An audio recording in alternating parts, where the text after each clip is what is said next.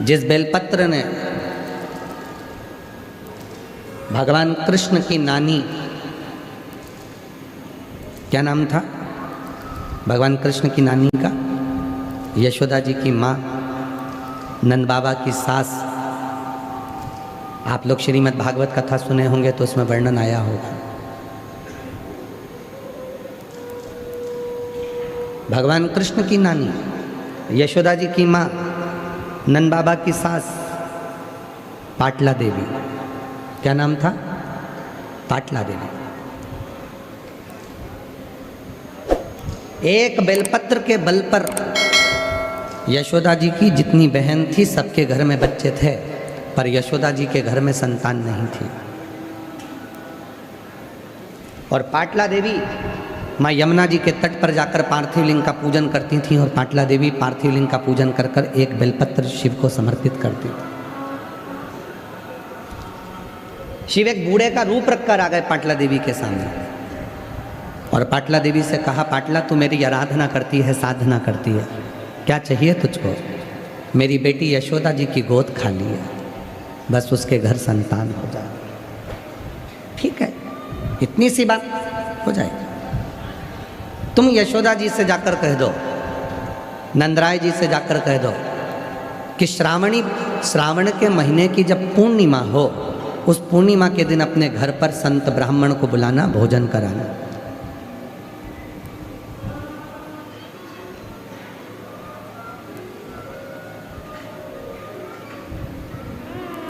बेलपत्री के वृक्ष के आंगन में जब वो संत और ब्राह्मण भोजन करेंगे तो उसका फल आपको मिलेगा। कभी मन कर जाए तुम्हारा शिव महापुराण पढ़ने का, तो गीता प्रेस गोरखपुर की शिव पुराण लेकर आना, उसको पढ़ना। उसमें वर्णन आता है कि एक बेलपत्र के वृक्ष की छांव में जब हम किसी ब्राह्मण, संत, साधु, गुरुजन, बहन, बेटी, दामाद, भांजा, भांजी, बेटी, जमाई, किसी को भी अगर मुख झूठा कराते हैं तो 1 करोड़ गौदान के बराबर और हजारों अश्वमेध यज्ञ के बराबर पुण्य फल प्राप्त हो जाता है।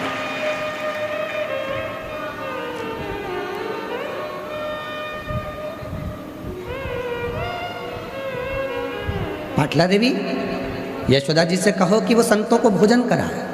संत भोजन करने बैठ गए। नंद बाबा ने खीर और मालपुआ बनवाया। खीर परोसते परोसते नंद बाबा निकल गए। थोड़ी देर बाद मालपुआ लेकर माँ यशोदा जी आ गई। पल्लू डला था लंबा, बहुत लंबा घूंघट, जैसे हमारे राजस्थान की शान है घूंघट, उसी तरह एक लंबा घूंघट यशोदा जी का डला था। हाथ में चुड़ला, पाँव पैजनिया, कमर करधनिया, लंबी सी चोटी यशोदा जी की। बड़ी सुंदर स्वरूप था माता का, और पूरा घूंघट से चेहरा ढका हुआ था। मालपुआ देने के लिए जैसे यशोदा जी आई, ब्राह्मण भोजन करते करते उन्होंने देखा नंद बाबा की दाढ़ी सफ़ेद है, नंद बाबा के बाल सफ़ेद हैं। हमको लगता है ये नंद बाबा के छोरे की बहू दिखती है, ऐसा लगता है कि नंद बाबा के घर के बेटे की बहू है, और इनके घर में कोई बच्चा नहीं दिख रहा। तो सारे संतों ने भोजन करते करते घूंघट की जो ओट में यशोदा जी थी उनको देख नहीं पाए, और सारे संत ब्राह्मणों ने कह दिया, पुत्र भव, पुत्र भव। जैसे ही यशोदा जी से कहा, यशोदा जी ने अपना घूंघट ऊंचा करा तो बाबा ने देखा कि नंद बाबा की दाढ़ी सफ़ेद, बाल सफ़ेद, यशोदा जी के भी बाल सफ़ेद थे। 60 वर्ष के नंदराय जी और 55 वर्ष की यशोदा जी, बाल सफ़ेद। सारे संत ब्राह्मणों के मन में आया कि हमारा तो अब आशीर्वाद गड़बड़ हो गया, हमने वर दे दिया। नंद बाबा जी हाथ जोड़कर बोले, बाबा जी आपने मेरी पत्नी को पुत्र होने का आशीर्वाद दिया है, बेटा होने का, पर हम तो इतनी उम्र के हो गए, अभी तक संतान नहीं हुई, तो संतान कहाँ से आए? संतों ने कहा, बेलपत्र के वृक्ष की छांव में जब भोजन करता ब्राह्मण कोई वर देता है, वो वर कभी खाली नहीं जाता, और हमने तुम्हें वर दिया। इसलिए लोग स्तुति गाते हैं, उसमें कहते हैं, ना जाने किस ऋषि मुनि ने धागा हाथ लपेटा, कि नंद घर अनहोनी हो गई बेटी, हो गया बेटा। ना जाने कौन ऋषि ने हाथ पकड़ा।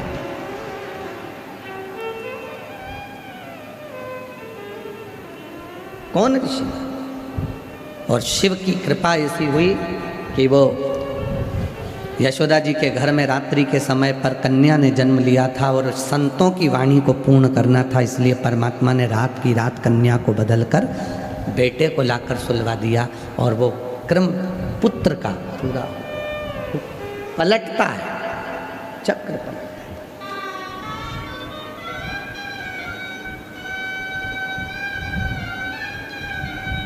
आज कथा का विराम है मेरी जीजियों, मेरी बेटियों, मेरे बेटाओं, मेरे बुजुर्ग माँ बाप, मेरे जमाई, मेरे जीजा। कथा आज विराम हो जाएगी, आप सब अपने अपने घर की ओर चले जाओ।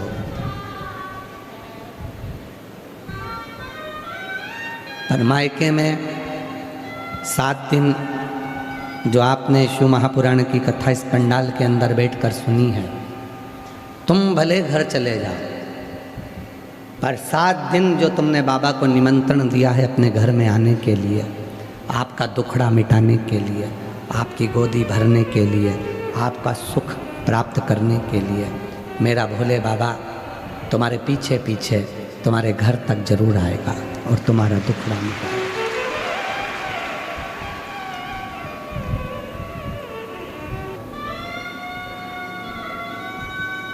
भोजन में बहाने नहीं बनाते, कपड़े पहनने में बहाने नहीं बनाते, श्रृंगार करने में बहाने नहीं बनाते, सोच कर्म करने में बहाने नहीं बनाते, घूमने जाने में बहाने नहीं बनाते, फिर भगवान शंकर की भक्ति करने में बहाना क्यों बनाना, किस लिए?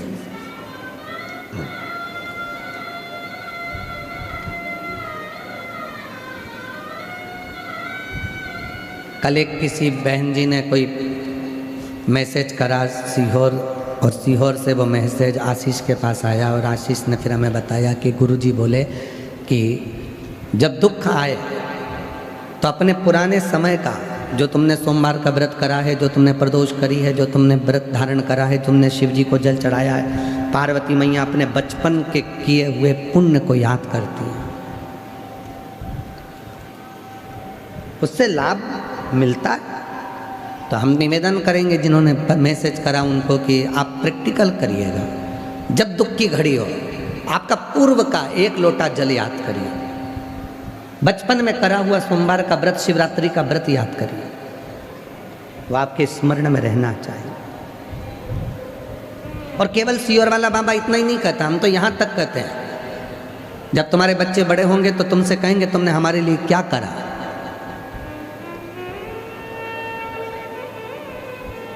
तो इसलिए निवेदन है, तुम्हारे बच्चे बड़े हों उससे पहले, जब तक बच्चे छोटे हैं, और उनकी गंदगी तुम साफ करो पानी डालकर, तो फोटो खींच खींच के रख लो, थोड़ी सी वीडियो बना के रख लो। जैसे ही बच्चा बोले कि तुमने हमारे लिए क्या करा, तो उसकी वीडियो चलाकर उसको दिखा देना, ये धोने के लिए तेरे ससुराल वाले नहीं आए थे, तेरी माँ ने धोया था। ये धोने के लिए तेरे परिवार वाले दूसरे नहीं आए थे, कोई दूसरा नहीं आया था, तेरी माँ ने धोई थी ये गंदगी। इसलिए अपने अपने बच्चों के गंदगी धोते समय एक फोटो खींच के रख लो। जब बच्चे कहें कि तुमने हमारे लिए क्या करा, तो वो फोटो निकाल कर दे देना, ये देख इतना सा था, धोना तक नहीं आता था, हमने धोया, हमने। और जो कहते हैं तेरे दोस्तों वो नहीं आए थे, ना तेरी आंटी आई थी, ना तेरे अंकल आए थे, हम केवल मैं धोती थी गंदगी को। बच्चे को हॉस्पिटल लेकर जाओ तो एक फोटो खींच कर रख लो, कोई नहीं आया था तेरी दुख की घड़ी में जब तू बीमार पड़ा था, ये थी तेरी माँ, तेरा बाप सामने खड़ा था, फोटो दिखाना।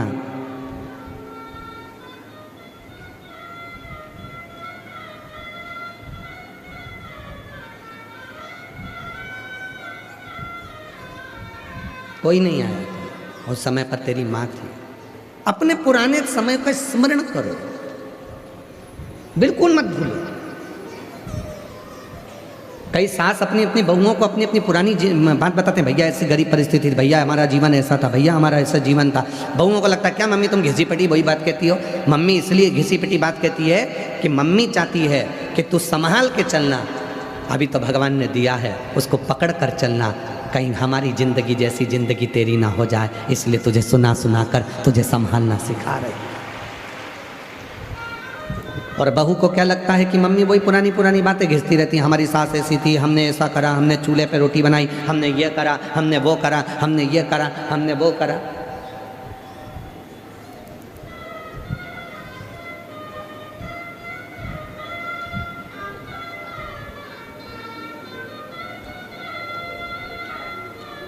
अभी कोई गैस की कमी है नहीं। पूरा भारत जो एक तरह से एक मुद्दा उठाकर बैठा है, गैस की कमी हो गई, डीजल की कमी हो गई, पेट्रोल की कमी हो गई, कोई कमी नहीं है, भरपूर है, सब कुछ है। और हम तो कहते हैं कि एक आध बार कमी हो भी जाए ना, और तुम जब लकड़ी पर भोजन बनाओ तब तुमको याद आए कि हमारी पुरानी जिंदगी क्या थी और हमारा पूरा जीवन क्या था, कैसा जीवन था हमारा, कैसी जिंदगी थी हमारी, उसका स्मरण करो, पुराना पूर्व का स्मरण करो। और हम आज कहें आप लोगों से, पूरे जयपुर वासियों से, और जितने श्रोता टीवी पर कथा सुन रहे हैं, सोशल मीडिया पर सुन रहे हैं, जो लाखों की संख्या में इस कथा को सुनते हैं, करोड़ों करोड़ों लोग इस पवित्र कथा को श्रवण करते हैं, उनसे एक बात कहें कि एकांत में जब बैठा करो, या दुकान पर तुम्हारे ग्राहक कम हो, या तुम ऑफिस में फुर्सत में हो, या घर पर काम पूरा ख़त्म कर लो और थोड़ी देर फुर्सत में बैठो ना, तो थोड़ा अपना चित्त लगाकर भगवान शंकर से बात करा करो कि बाबा तू बड़ा धन्य है, बड़ा धन्य, मेरा शरीर अच्छा बनाया तू, अच्छा पति दिया, अच्छी पत्नी दी, अच्छे बच्चे दिए, बड़ी कृपा तूने करी। और कितनी बड़ी कृपा करी कि मुझे जयपुर में कथा सुनने का मौका दे दिया और मैं जाकर कथा भी सुन, बड़ी कृपा। जो जैसी भावना लाया वो वैसा ही फल पाया, नहीं खाली उसे लौटाया, वो मन ही मन हर्षाया, और कर दिया माला माल काशी वाले, लुटा दिया भंडार काशी वाले ने, लुटा दिया भंडार काशी वाले ने, कर दिया माला माल काशी वाले ने। शिव को पहचानने की एक दृष्टि तुम्हारे पास में होना चाहिए। भक्ति को जानने जितना व्यक्ति बहुत उन्नति की सीढ़ी पर चढ़ता चले जाता है, वो धीरे धीरे अपने सनातन धर्म पर उंगली उठाने लगता है। पर हम हमारे जजमान परिवार को, रावत परिवार को, हम बेरीवाल परिवार को, हम जितने जितने भी इस पवित्र कथा के जो मूल सूत्रधार बने हैं, उनको धन्यवाद देते हैं कि बाबा ने आपको धन दिया, पर आपका समर्पण अपने सनातन धर्म के प्रति रखा।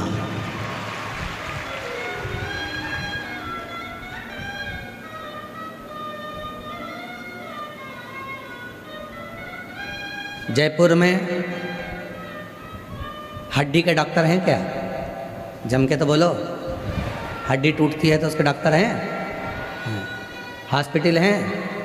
अरे बोलते तो जाओ। ठीक है, कभी हड्डी के डॉक्टर के पास जाना, जाकर पूछना,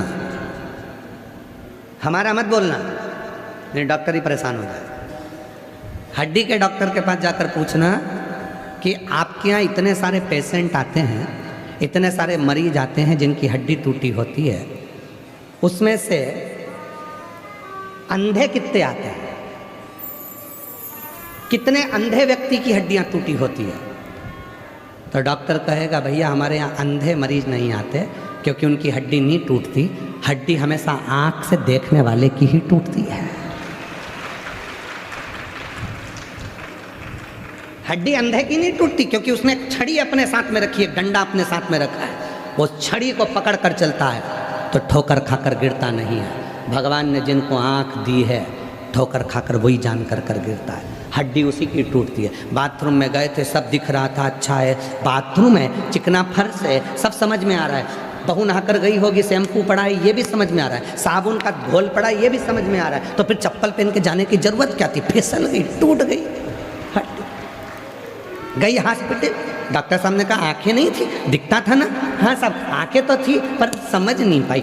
रास्ते से चल रही थी, सामने नाली थी, दिख रहा है, स्पीड ब्रेकर दिख रहा है, गाड़ी चला रहे हो, दिख रहा है कि स्पीड ब्रेकर है, दिख रहा है सिग्नल बना है, दिख रहा है पुलिस वाले कह रहे हैं हेलमेट लगाओ, पुलिस वाले कह रहे हैं सीट बेल्ट बांटो, उसके बाद भी गाड़ी का एक्सीडेंट हो जाए तो लोग कहेंगे क्यों रे तुझे दिखा नहीं था? नहीं दिखा तो था, क्यों तुझे ये नहीं दिखा? स्पीड ब्रेकर दिखा था, फिर गाड़ी उचकी कैसे? तो क्या बस गलती हो गई। और वो अंधा व्यक्ति जो आंखों से अंधा है, बट लाठी टेक टेक कर छड़ी से धीरे धीरे चल रहा है और उसका एक्सीडेंट नहीं होता, वो कहीं हड्डी नहीं तोड़वाता, हड्डी आंख वाले की टूटती है। उसी तरह हमेशा अपने सनातन धर्म पर उंगली अपना ही व्यक्ति उठाता है जो पूर्ण भरोसा करता है, जिसके पास शिव रूपी छड़ी होती है, जिसके पास भरोसे की छड़ी होती है, जिसके पास शंकर के विश्वास की छड़ी होती है, वो कभी खड्डे में नहीं गिरता। याद रखना, तुमने अगर शंकर पर भरोसा करा है, तुमने एक लोटा जल पकड़ा, तुमने विश्वास किया है, तो तुम किसी खड्डे में नहीं गिरोगे, क्योंकि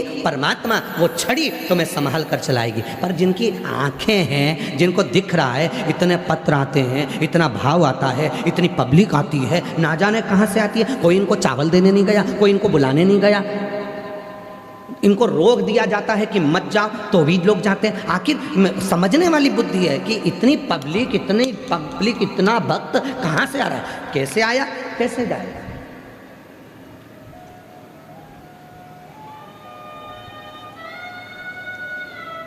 विचार करने वाली बात है कि शिव जी कितनी कृपा करते होंगे, कितनी करुणा करते होंगे। हम छड़ी को छोड़ दिए, हम शिव को छोड़ दिए।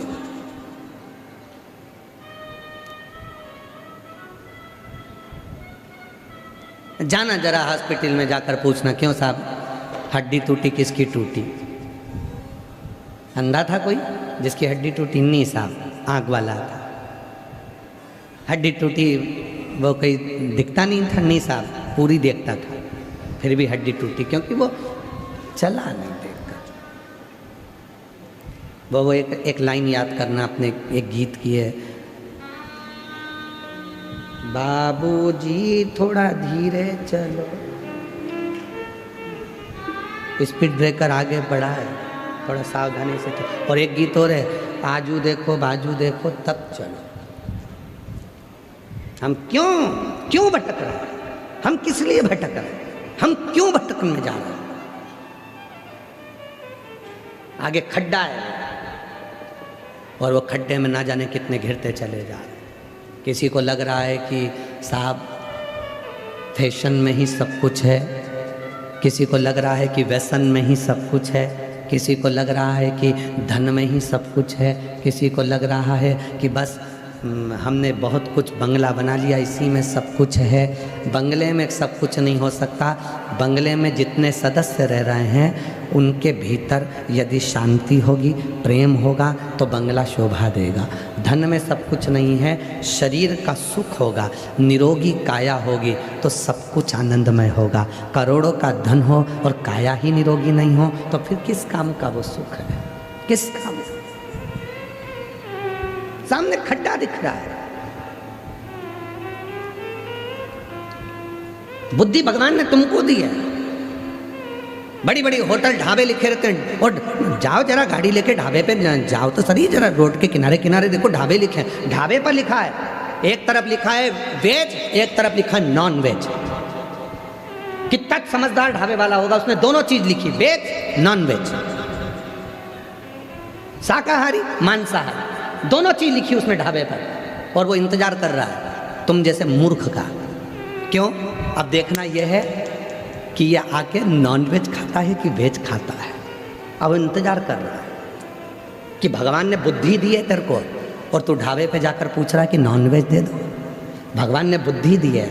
कितने पकवान, राजस्थान जैसी मिठाइयाँ पूरी दुनिया में कहीं नहीं बन सकती जो राजस्थान में बनती है।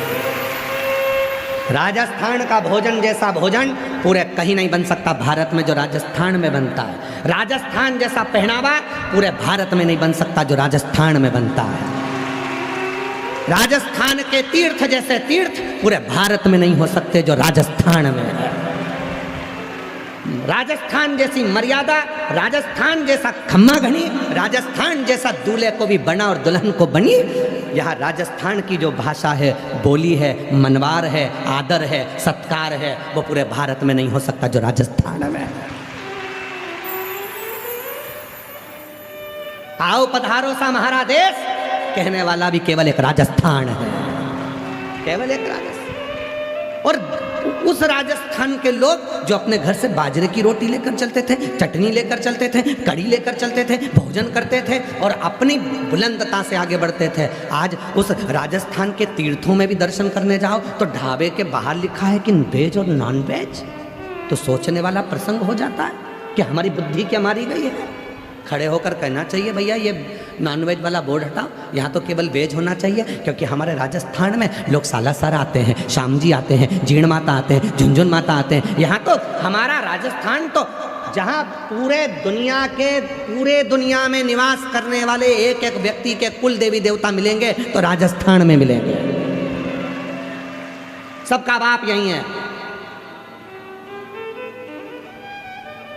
और हम हमारी बुद्धि के हिसाब से वेज नॉन वेज। और अब तुम्हारी बुद्धि कहाँ गई, अब तुम्हारा चित्त कहाँ गया? फिर वही वाली बात आ गई, बिजली खड़ी, फिर वही वाली बात आ गई, भटक रहा।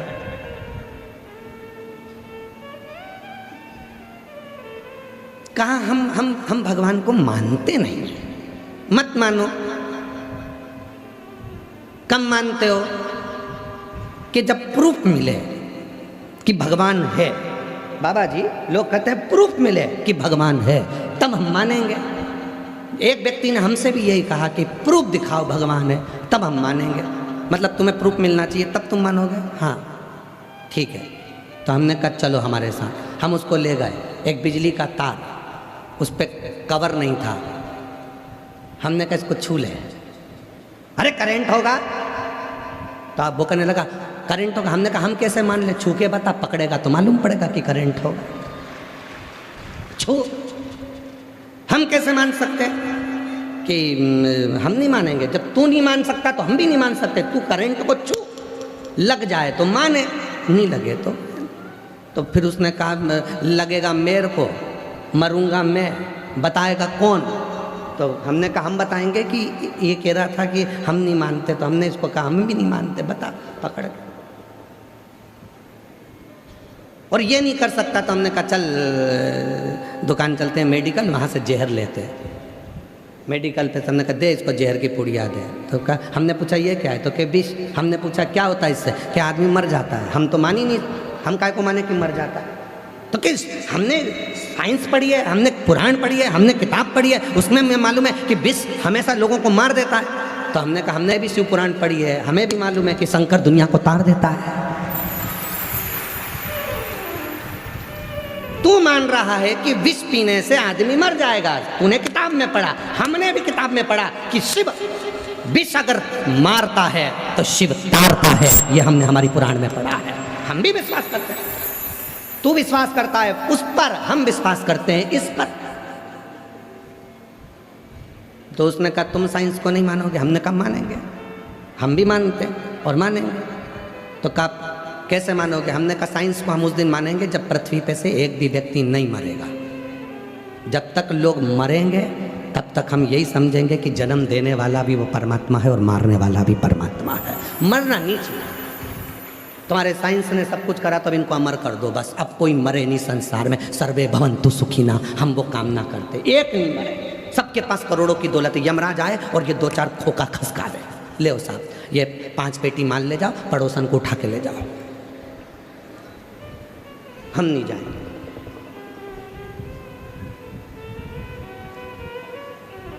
ए भाई, दुनिया में हम आए हैं तो जीना ही पड़ेगा।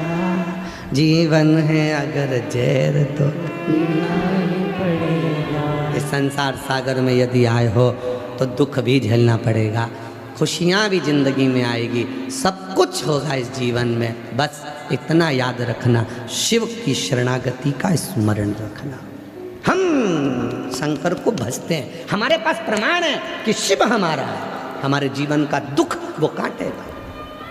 मिलेंगे तर्क करने वाले, हम भगवान को नहीं मानते, हम भगवान को नहीं मानते। मत मानो, तुम्हारे मानने से क्या होता है? तो हम भी तुम्हारे लिए इसको नहीं मानते कि ये चीज़ हो सकती है। हम काय को माने? पी के बताओ 20 किससे लोग मरे, पी तब हम माने। लगा करंट को हाथ तब हम माने, हम भी नहीं मानते। मानेंगे हम जानते हैं कि विष मार देता है, पर इतना भी जानते हैं कि मेरा शिव तार देता है, शंकर तार।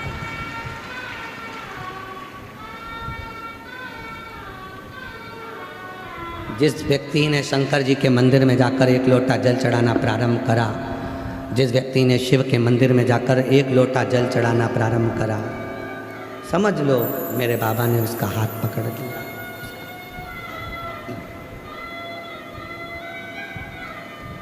फूलों की कलियों में, काशी की गलियों में, फूलों की कलियों में, काशी की गलियों में, तेरे बिना कुछ कहीं ना, तेरे बिना भी क्या जीना। ओ शंभू रे, तेरे बिना भी क्या जीना। ओ बाबा रे, तेरे बिना भी क्या जीना। फूलों की कलियों में, काशी की गलियों में, फूलों की गलियों में, काशी की गलियों में, तेरे बिना कुछ कहीं ना, तेरे बिना भी क्या जीना। ओ बाबा रे, तेरे बिना भी क्या जीना। ओ शंभू रे, तेरे बिना भी क्या जीना। हम कैसे जिए उसके बिना, कैसे? एक क्षण उसके बिना ठीक नहीं लगता।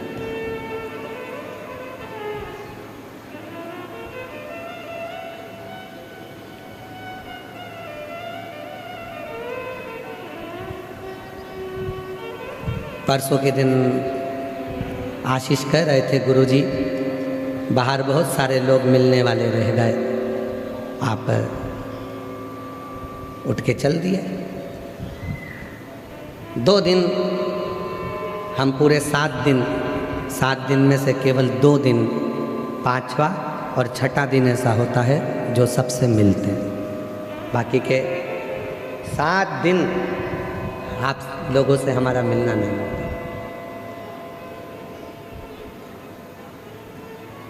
उसका कारण है हम नहीं मिलते हैं। उसका एक कारण है कि आप लोग हमारे पास में आएँ और हमको प्रणाम करें, नमन करें, हमारा यश गुण गाएं, ये हमको पसंद नहीं है। हम चाहते हैं कि जिस शंकर ने हमको दिया है उस शंकर का गुणगान तुम भी गाओ, बस उससे हमसे नहीं।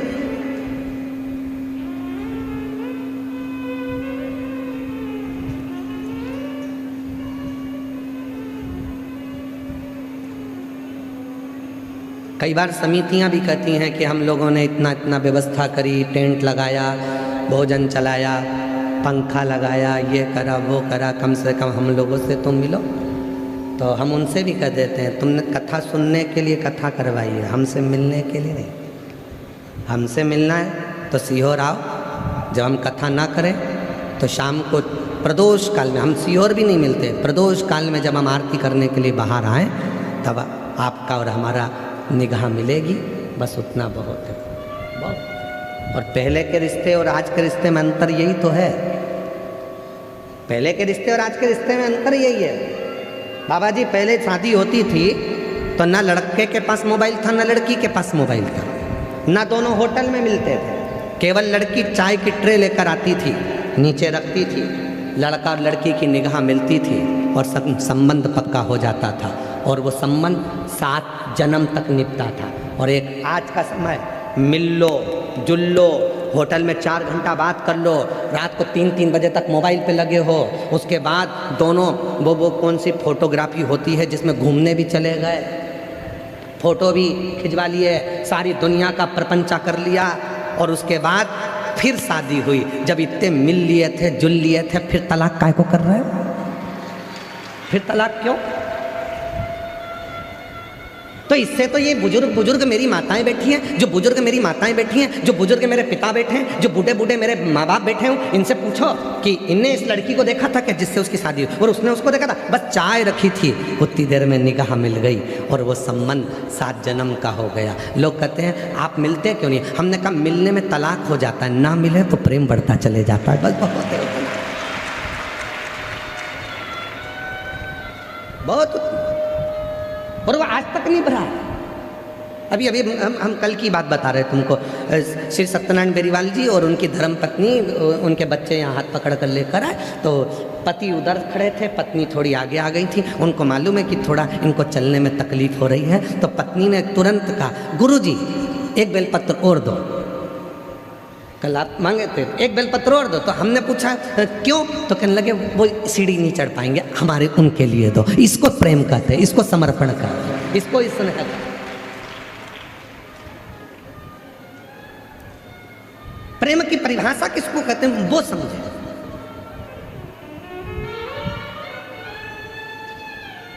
प्रेम कहते किसको? केवल दिखावा प्रेम नहीं है। शिव के पास जाओ, मेरी माँ जगत जननी जगदम्बा अम्बा पार्वती जी जब हलाहल विष मंथन में निकला, और उस मंथन में निकले हुए विष को जब भगवान शंकर के पास लाया गया,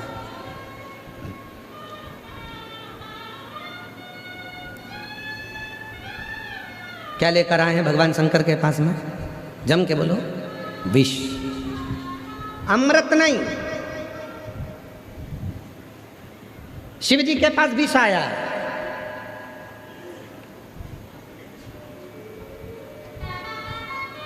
एक गांव में एक व्यक्ति कथा कर रहा है, तो कथा करते करते वो जजमान से लड़ लिया। जजमान बोले लड़ाई, हमने पूछा क्यों लड़ लिया? तो लड़ाई इस बात की हुई है कि वो साड़ी चढ़ाया भागवत जी पे, तो ऐसी चढ़ाया कि जो कोई पहन ना सके। तो हमने कहा शिव पुराण पढ़ लेते एक बार, उसमें लिखा है शंकर जी के पास विष आता, अमृत नहीं। मायके से साड़ी मिलती है, रिश्तेदार साड़ी दिलवाते हैं, कहीं से साड़ी लाती हैं, तो माताएं सबसे अच्छी साड़ी होती है, अगर कहीं मायके से मिली है बहुत अच्छी है तो उसकी पीको फाल लगा के तैयार करके पहन लेती हैं, और थोड़ी भी गड़बड़ है तो बहू को दे देती है, और अच्छी है थोड़ी बहुत तो बेटी को दे देंगी। और अगर मान लो वो बेटी को देने के लायक नहीं है, पहनने के लायक नहीं है, बेटी को बहू को भी देने के लायक नहीं है, तो उसको घड़ी करके बढ़िया तैयार करके और सिर पे पल्लू लेके कहीं भागवत जी होगी उस पे चढ़ा देंगे। अब ये सोचेंगे कि पंडित जी की लुगाई पहन लेगी, पंडित जी की लुगाई और ऐसी पहने देन देता वो साड़ी, फिर वो भी संभाल के रख लेती है। फिर किसी के यहाँ कोई फंक्शन होता है वहाँ दे देती है, वहाँ से फिर दूसरी जगह जाते जाते फिर जिसने साड़ी दी थी एक दिन उसके घर में ही कार्यक्रम था, और वो साड़ी जैसे गिफ्ट खोला तो मालूम पड़ा अपनी है। इतने में बहू बोली, मम्मी तुमने तो ये कथा में चढ़ाई थी, बताओ महाराज की लुगाई ना जाने किसको दिया, बताओ।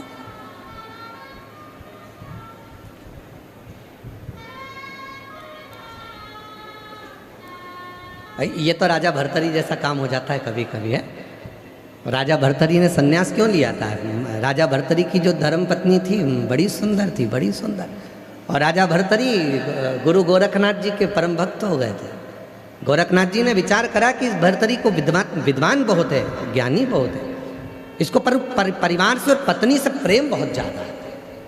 तो गुरु थे, गुरु जानते थे सब कुछ कि इनको क्या चाहिए।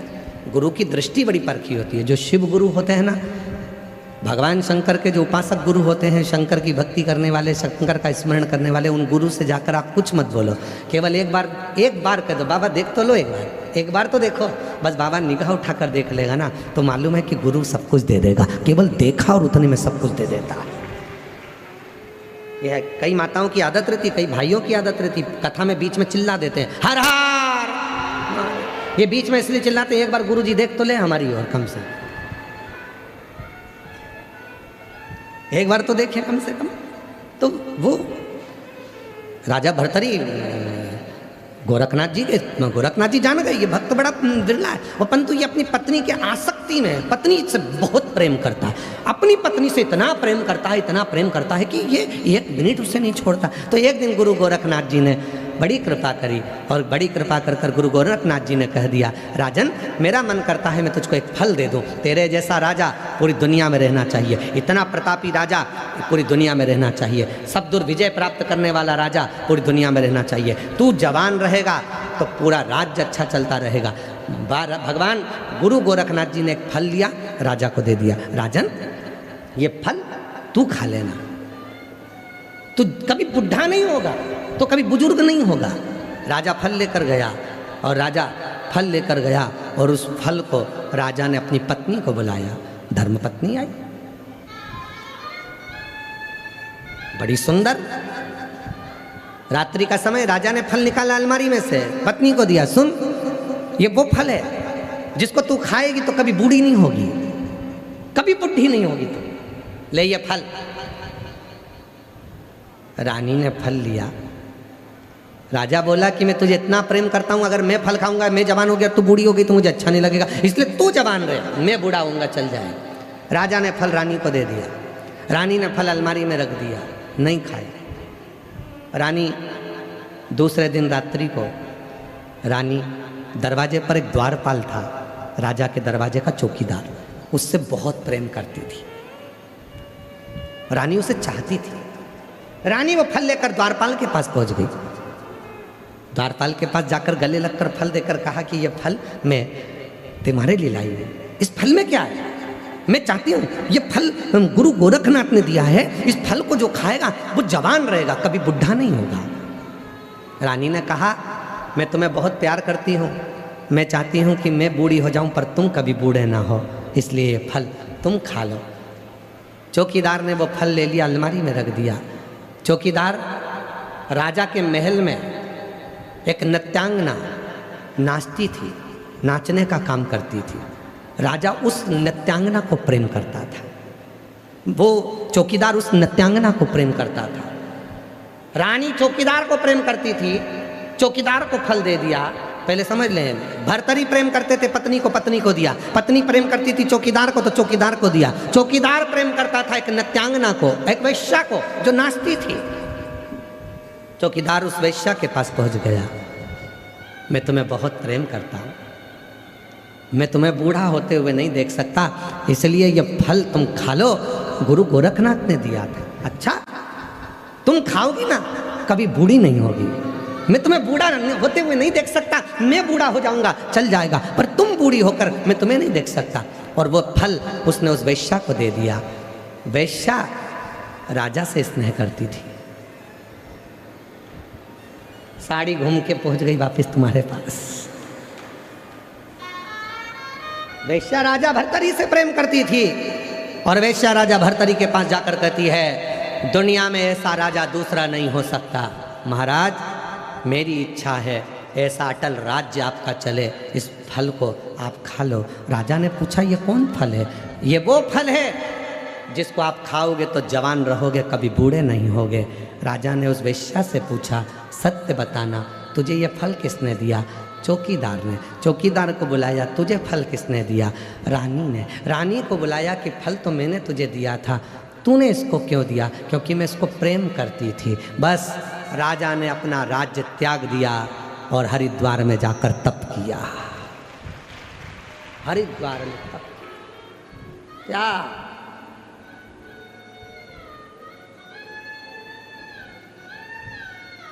दुनिया के लोगों को लगता है कि ये सब मेरे अपने, मेरा बेटा मुझे चाहता है, मेरी बहू मुझे चाहती, मेरी बेटी मुझे चाहती, मेरे नाती मुझे चाहते, मेरे पति मुझे चाहते, मेरा पति मुझे चाहता, मेरी पत्नी मुझे चाहती, मेरा भाई मुझे चाहता, मेरा बंधु मुझे चाहता। फालतू का देखा, कोई किसी को नहीं चाहता।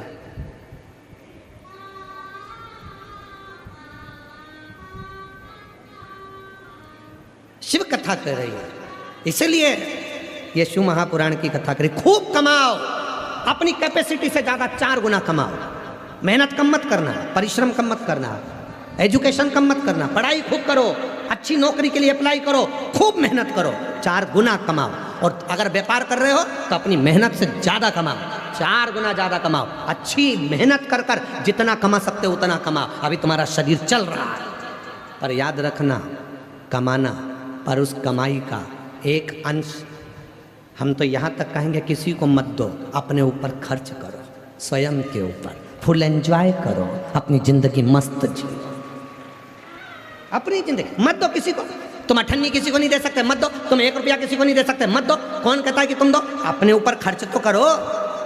हम अपने ऊपर ही खर्च नहीं कर रहे। बेटा चला रहा एप्पल का मोबाइल, बाप चला रहा कीपैड। बेटा गया हेयर स्टाइल बनवाने, 500 रुपए दे के आ गया, और पिताजी लगे अपने हाथ से केची से छाटता फिरता। बेटा एक से बढ़कर एक जीन्स और टी शर्ट, और एक से बढ़कर एक परफ्यूम, एक से बढ़कर एक। और बाप सुबह अगरबत्ती लगाता है तो उसी के धुएं को अपने में चिपका लेता। आजा आजा, चिपक जा, खुशबू आएगी दिन भर मेरे शरीर में, चिपक जा। भगवान को अगरबत्ती घुमा रहा था, खुशबू वाली थी तो थोड़ी शर्ट के पास भी घुमा। कर्पूर गौरम कर्णावतारम संसार सा कुछ गेंद्राणम। अब लोग समझ रहे कितनी अच्छी आरती कर रहा है। आरती क्या खाक कर रहा है, खुशबू घुसेड़ रहा है। सब कर्पूर गौरम कर्णावतारम संसार सा। और बेटा 2 मिनट में परफ्यूम 700 का, ये लगाया ये लगाया। पिताजी वही गाड़ी को दिन भर रमा रहा है जो कन्यादान में मिली थी पापा की शादी में, वो गाड़ी आज तक चल रही। और बेटे नई नई गाड़ी जिसमें ओंधे हुए जा रहा है, ऐसी गाड़ियाँ। और पिताजी कमा कमा कर मर गए। आखिरी में घर में इतना बड़ा फोटो टंग गया, प्लास्टिक के फूल की माला चढ़ गई, पंखा चलता तो माला हिलती। बहुएं कहती पापा खुश हो रहे। अरे पापा खुश नहीं हो रहे, पापा कह रहे बेटा हम भी कमा कमा के मर गए, फोटो में टंग गए, एक दिन तुम भी टंग जाओगे, इसलिए शिव पुराण में चले जाओ। कथा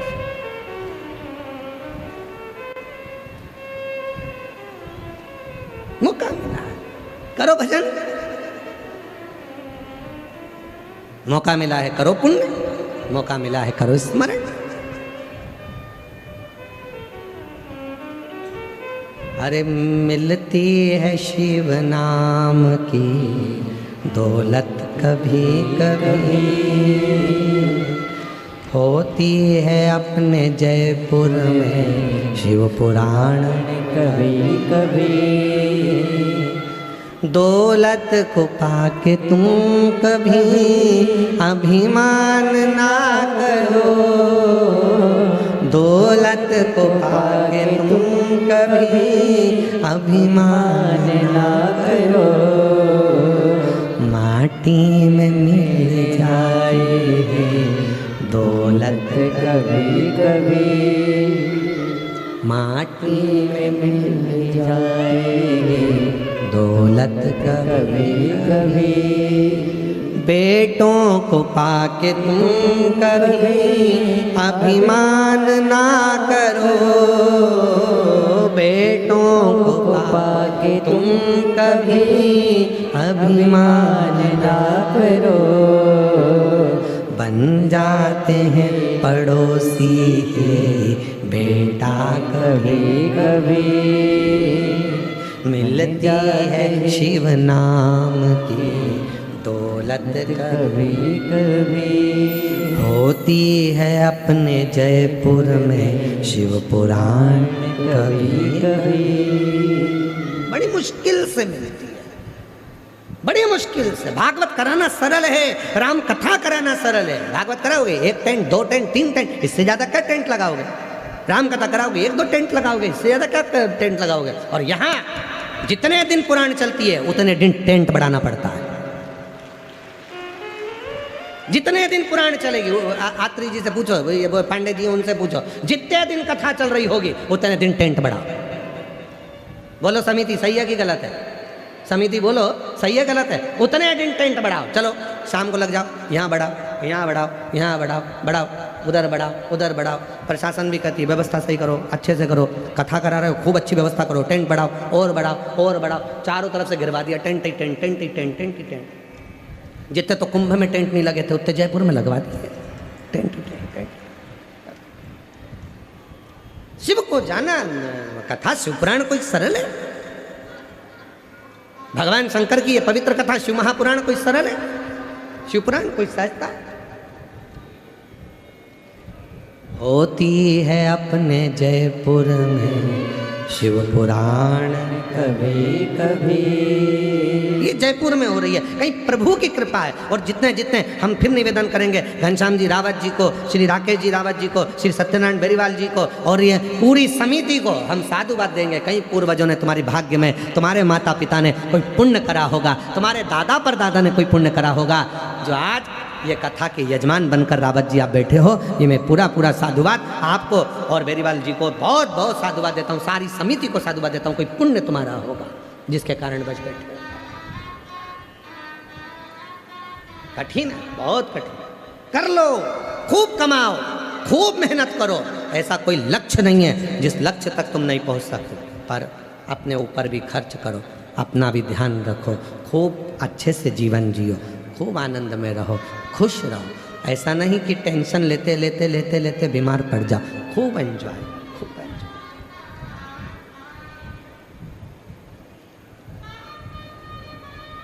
खुश रहो।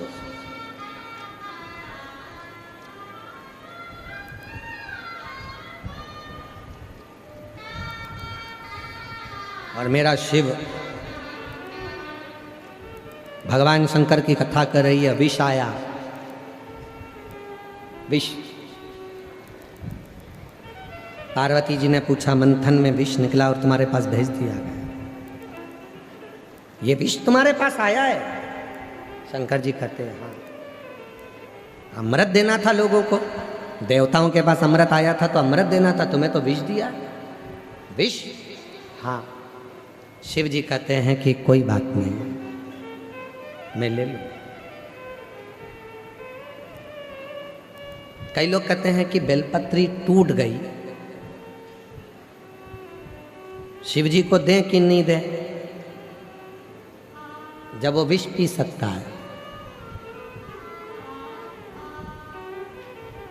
वो कहता है बेलपत्र टूट जाए ना चल जाएगा, पर तेरा दिल नहीं टूटना चाहिए।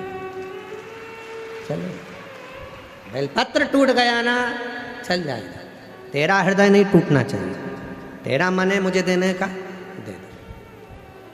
वैसे भी आज का जो समय है आदान प्रदान का हो गया।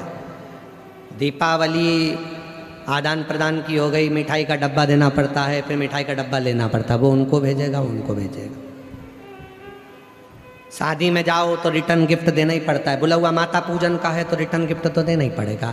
हल्दी का बुलौआ है तो रिटर्न गिफ्ट तो देना ही पड़ेगा। शादी हुई है तो रिटर्न गिफ्ट तो देना पड़ेगा। आदान प्रदान का जमाना है, आज का जमाना रह ही गया आदान प्रदान का।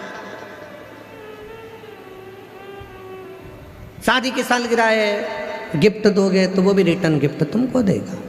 आदान प्रदान। त्यौहार जितने रह गए सारे आदान प्रदान के रह गए। देख लो कितने त्यौहार, आप निकालो सारे त्यौहारों को, सारे त्यौहार निकालो। अगर आप किसी को कुछ नहीं दोगे तो भाई मुंह फूल जाएगा, बताओ उसने हमको दिया नहीं। आदान प्रदान का जमाना हो गया, केवल लिया दिया जाता है। वहीं तक आज के समय में केवल त्यौहार, केवल आदान प्रदान के रह गए, और जिसने देना बंद कर दिया लोगों ने उससे रिश्ता ही खत्म कर दिया। रिश्ता खत्म, केवल आदान। पर शिव कह रहे हैं, शंकर जी की कथा कर रही है, नहीं। कोई कहे कि बेलपत्र टूट गई, मैं शिव को दूं कि नहीं दूं, तेरा दिल नहीं टूटना चाहिए, तू दे दे, मैं स्वीकार करूंगा, मैं चाहूंगा। एक भगत की कथा आती है, बड़ी सुंदर कथा है। एक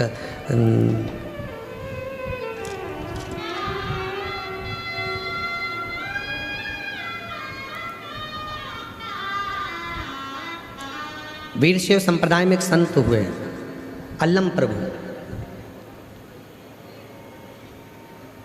शिव के बड़े उपासक थे। दक्षिण में वीरशैव संप्रदाय में एक संत हुए अल्लम प्रभु, शिव के बड़े उपासक थे, शंकर के उपासक। 11 दिन हो गए थे, 21 दिन हो गए, भोजन नहीं किया था, भूखे थे, भूखे, कुछ नहीं था। और अल्लम प्रभु का कार्य क्या था कि जो भोजन मिलता था पहले शिव को देते थे, फिर खुद पाते थे, पहले शंकर को देते। बाबा जी भोजन नहीं मिला 20 दिन तक। अल्लम प्रभु ने वीरशैव संप्रदाय के अंतर्गत अल्लम प्रभु भोजन करने के लिए बैठे, और जब भोजन करने के लिए बैठे तो कुछ है नहीं, 20 दिन निकल गए, 20 दिन नहीं मिला कुछ। एक दिन उन्होंने सोचा अब तो मुझे भिक्षा मांगने के लिए जाना चाहिए, मैं भूखा रहूं चल जाए, पर मेरा शिव भूखा नहीं रहना चाहिए, शिव भूखा ना। चले गए भिक्षा मांगने के लिए, भिक्षाम देहि, भिक्षाम देहि, आवाज लगा। अल्लम प्रभु से पूरे नगर के लोग चिढ़ते थे, क्योंकि ये कोई कार्य नहीं करे, केवल शिव जी शिव जी शिव जी शिव जी, भगवान शंकर शंकर शंकर शंकर। आप में से कई माताएं ऐसी हैं, कई मेरे जीजा ऐसे हैं, कई मेरी जीजियाँ ऐसी हैं, कई बेटियाँ ऐसी हैं, कई बुजुर्ग माँ बाप ऐसे हैं जो दिन भर शिव पुराण में ही लगे रहते हैं, तो घर के लोग भी चिढ़ जाते हैं कई बार। बताओ, बस बैठ गई टीवी खोल के, कथा कथा कथा कथा। तो कई बार पत्नियां कह भी देती हैं, क्या करूं दिन भर मोबाइल चलाऊंगी, तो तुम कहोगे कि दिन भर मोबाइल चलाती रहती है। और होता है कई बार एक सास बहू से भिड़ ली, लड़ ली, क्यों रही, ये दिन भर 2-2 3-3 घंटे तक तू मोबाइल में देखती क्या रहती है, तो दिन भर मोबाइल में क्या देखती रहती है। बहू से सास भिड़ ली, तो बहू ने कहा मम्मी कुछ सीख रही है। क्या सीख रही है? सास से कैसे निपटा जाए।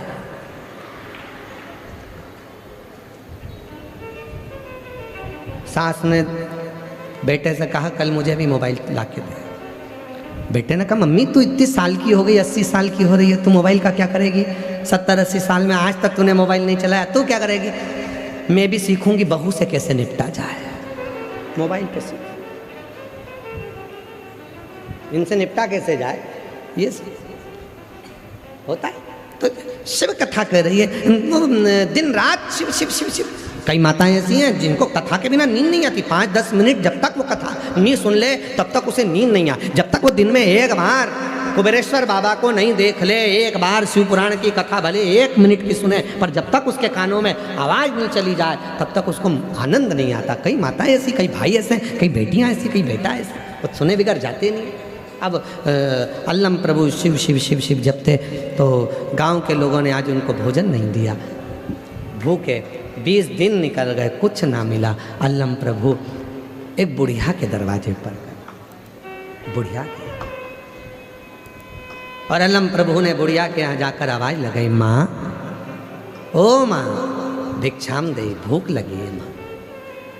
बुढ़िया ने हाथ जोड़कर कहा बाबा जी 3 दिन से मैंने कुछ नहीं खाया। अल्लम प्रभु ने कहा 3 दिन पहले क्या खाया था? रोटी थी एक 4 दिन पुरानी, और मिर्ची तोड़कर लाई थी, उसको पीस कर नमक डालकर उस मिर्ची की चटनी बनाई थी। मिर्ची की चटनी है क्या? नहीं। पुरानी रोटी है क्या? नहीं। वो मिर्ची का सिलबट्टा जिस पर तूने चटनी पीसी थी वो पत्थर है क्या? अल्लम प्रभु से उस बूढ़ी माँ ने कहा हाँ, वो मिर्ची का सिलबट्टा है, वो मिर्ची पीसने वाला पत्थर है, वो सिलबट्टा है, मुझे वही ला दे। पत्थर? हाँ, बहुत भूख लगी है, वही ला दे। पत्थर? हाँ। गई, जिस मिर्ची को पीसती थी वो पत्थर से, उसमें मिर्ची की चटनी लग रही थी, वो मिर्ची लग रही थी, और वो सिलबट्टा लाकर अल्लम प्रभु को दिया। अल्लम का रोज का नियम था, जब तक भगवान को नहीं खिलाता था कुछ नहीं खाता था। सिलवट्टा लेकर गया, पानी में धोया, शिव जी को दिया और फिर वही पानी मिर्ची का अल्लम प्रभु पी गए, चाट लिया।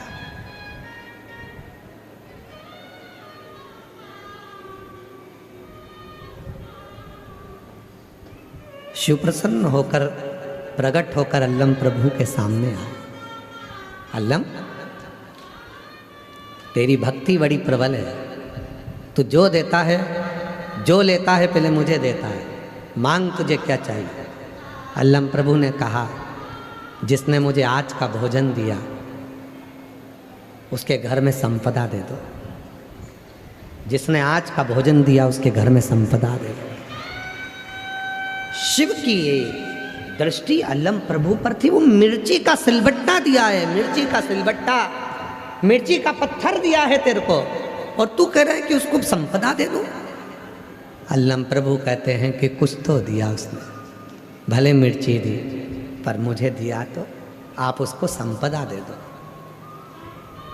शिव कहते हैं, हे अल्लम प्रभु, आज तेरा ये शिव वचन देता है, मेरे शिव भक्त को जो किसी भी रूप में मुख झूठा करा देगा उसकी संपदा शिव उसको प्रदान कर देगा। संपदा प्रदान। लोग कहते हैं, सियोर वाला बाबा कहता है कि कथा में आओ तो किसी को टॉफी खिला दो, किसी को बिस्कुट खिला दो, पानी पिला दो, मुख झूठा करा दो। सियोर वाला बाबा कहता है। और पूरी कथा उठाकर देखना, तुम्हारे जयपुर में जितनी कथा होती है, किसी कथा में कोई बांटता हुआ नहीं मिलेगा। केवल एक शिव महापुराण की कथा ऐसी होती है जिसमें माताएं साथ में बिस्कुट, टॉफी कुछ भी लेकर आती हैं, अपने घर से रूखी रोटी ले आती, चटनी ले आती, कोई बनाया हुआ गणगौर पर कोई सामान बनता है, मीठा नमकीन, वो तक लेकर आती है और बाजू वाले को देती है। क्यों? ये मुख झूठा कर ले। क्यों? क्योंकि शिव महापुराण की कथा कहती है, अगर किसी शिव भक्त का मात्र मुख झूठा हो जाता है तो घर संपदा से भर जाता है, वहां कमी नहीं रहती है। मुख झूठा। हम हमारी कथा में हमेशा कहते हैं, 3 चीजें साथ लेकर चलो, पानी की 2 बाटल, एक छाता और एक ओढ़ने का कम्बल, चादर साथ लेकर चलो। पानी की 2 बाटल इसलिए, एक बाटल तुम्हारे लिए और एक बाटल तुम्हारे आस पे पास में पड़ोसी में कोई भी रहता है, तुम उसको कुछ खिला नहीं सकी हो, कुछ नहीं दे सकी, तो अपनी पानी की बोतल लेकर उसका मुख झूठा करा दो। जी पानी पियोगी क्या? लो थोड़ा सा पी लो, एक घुट पानी पी लो, थोड़ा सा तो पी लो, ये पानी तो पियो, थोड़ा सा जल ले लीजिए, बस इसमें तृप्ति है। उसका मुख झूठा हो जाए, मुख झूठा। अल्लम प्रभु, तुझे वो मिर्ची दी है और तू मिर्ची मुझे दिया और तू कहता है उसको संपदा दे दो। हाँ, उसे संपदा दे। वो उसने शिव भक्त का मुख झूठा कराया है, शिव भक्त का, शिव भक्त का। और खोलो खजाने, जब शिव कथा, शिव पुराण तुम्हारे यहाँ हो। यवतमाल में शिव पुराण की कथा अरणी में है, 30 तारीख को वहाँ शायद 30 मार्च से 5 अप्रैल तक कथा चलेगी। खोलो। और हम भी एक प्रयास कर रहे हैं, कई शिव भक्त ऐसे हैं जो बाहर बैठे रहते हैं, कथाओं में नहीं पहुँच पाते, उनके लिए भी हम बैसाख महीना और अधिक मास 2 महीने एक ऐसे लेंगे जिन महीने में जो बाहर बैठे हुए शिव भक्त हैं, पूरे बैसाख के महीने में और पूरे अधिक मास के महीने में बाहर बैठे हुए भक्त भी हमारी समिति से जुड़ें, बिठले सेवा समिति से, और प्रयास करेंगे कि जहाँ भी पूरे बैसाख महीने में और अधिक मास में जहाँ जहाँ कथा होगी वहाँ बिठले सेवा समिति पानी की बोतल निरंतर बंटवाने का प्रयास करेगी, पूरा जल पिलवाने का प्रयास करेगी अपनी। उसमें आप जितने भी शिव भक्त जो ऑनलाइन कथा सुन रहे हैं, आप लोगों सबका सहयोग किसी ना किसी रूप में मिलतेगा और मिलेगा, और वो पानी की बोतल में जाए। जहाँ कथा हो वहाँ सब पानी पिए, जल पिए। आप दो तो ठीक, ना दो तो समिति बहुत प्रबल है, समिति सब करती है। और उसमें रावत जी और हमारे बेरीवाल जी सबका सहयोग चाहिएगा पानी पिलाने में, पूरे बैसाख महीना और अधिक मास में। जहाँ जहाँ कथा होगी वहाँ आप लोगों का भले एक बैनर लगा देंगे कि नाम इनका और पानी पिला रही है पूरे मिलकर। पानी की बोतल सबको मिले, सब बैसाख महीने में पानी पिए, अधिक मास में पानी पिए। जहाँ जहाँ कथा होती है वहाँ लाखों की भीड़ होती है, लोगों को पीने का पानी मिले। और जितने हमारे श्रोता हैं वो भी तैयारी करो, वो भी तैयारी। सबका सहयोग मिला और वो सहयोग से सबको पानी पूरा बैसाख और अधिक मास सबका शिव तत्व और उस तत्व के बिना सब शून्य, सब शून्य। आप उसको स्वीकृत करें। मुख झूठा कराए। अल्लम प्रभु ने कहा, उसने मिर्ची भले खिलाई। और आंत्री जी और पांडे जी तुम भी तैयार रहना। पांडे जी भी तैयार है, रात्रि जी भी तैयार है। जहाँ जहाँ कथा होगी वहाँ सूचना दी जाएगी। वहाँ पर आप लोगों की कुछ भी थोड़ी बहुत सहयोग राशि जो समिति को मिलेगी उससे अपन पानी पिलाने का पूरा प्रयास सबको जगह जगह कथा में करें। सभी शिव तत्व, शंकर भगवान की अविरल भक्ति, शिव पुराण का स्मरण। और हम आस्था चैनल वालों से भी कहेंगे कि जब समिति का अकाउंट नंबर चले तो उसको उस जल के माध्यम से आप लोग दिखाएंगे जल के लिए, तो लोग उसको करके फिर उनके और प्रत्येक कथा में उसका दर्शन भी आपको हो कि कितना पानी बैसाख महीना अधिक मास में ट्रक भरा भरा कर कितना पानी भक्तों को बांटा जा रहा है और कितना पिलाया जा रहा है। आप लोगों का अंशदान समिति के जो मिलेगा उससे उसको करा प्रेम से। बाबा जी भी है, सबके सहयोग से शिव तत्व। और तेरी कृपा का क्या है भरोसा, कब किस पर हो जाए जरा हम पर कर दो, जरा सी हम पर कर दो। जिस पर भी हो गई तेरी कृपा करुणा वो भव पार हुआ, भव पार हुआ। पापी हो चाहे जितना उसका भी बाबा उद्धार हुआ, उद्धार हुआ। गिद्ध अजामिल गणिका जैसे तेरे मन को आए जरा सी हम पर कर दो, जरा सी हम पर कर दो। शिव तत्व को जानकर विष सामने है, शिव कह रहे हैं पार्वती तू क्यों दुख करती है, विष ही तो है। तुम्हें लगता है विष है, हाँ प्राण छूट जाएंगे। शंकर कहते हैं जब तू साथ है तो किसकी सामर्थ्यता है जो मेरे प्राण को निकाल कर ले जाए, किसकी सामर्थ्य। शिव जी ने ये बात कही तो पार्वती जी ने पूछा, थोड़ा कथा पर ध्यान देना, मैं तुम्हारे साथ हूं और प्राण नहीं निकल सकते? हाँ, आप लोगों से कथा में कहा था यदि कोई लड़की शिव की साधना करने वाली, शंकर की पूजन करने वाली, शिव को भजने वाली तुम्हारी किस्मत में मिल जाए, उससे तुम्हारी शादी हो जाए तो समझ लेना कि तुम किस्मत वाले हो। ना जाने कितने दुखों से तुम्हें निकाल कर ले आएगी, कितने कष्टों से तुम्हें निकाल कर ले आई। पार्वती जी कहती हैं मैं, शिव जी कहते हैं हाँ तू मेरी आराधना करती है, तू मेरी साधना करती है, तू मुझे भजती है, तो किसी की सामर्थ्यता नहीं कि कोई मेरे प्राण को हर कर ले जाए। भारत की भूमि पर आज भी एक मंदिर दक्षिण में है। आप लोगों ने भगवान नारायण सोए हैं, लक्ष्मी जी चरण दबा रही हैं, ये तो भगवान के मंदिर देखे होंगे, पर दक्षिण में आज भी एक मंदिर है भगवान शंकर का। भगवान ने जब विष पिया, कंठ में विष